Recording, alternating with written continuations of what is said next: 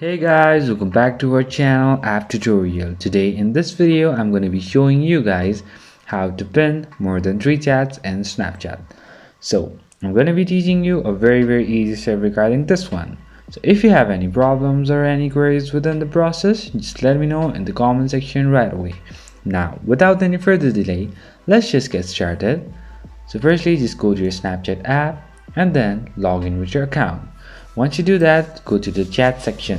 So guys, there is no any, let's say, options to have more than 3 chats pinned on Snapchat, sorry, or you might be having or you might be using Snapchat Plus to get that option, or instead what you can do is just have 3 chats pinned like this. So just go to the profile and then just press wrongly and then just go to chats and notification settings.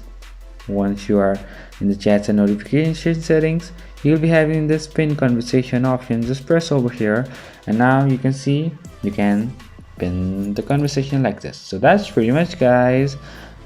That's how you're gonna do it. So I hope this video is helpful for you guys. So thank you for watching our video, guys.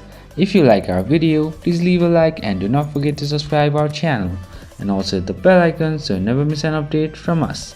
If you have any queries, just let me know in the comment section right away, and I'll see you guys again in our next video.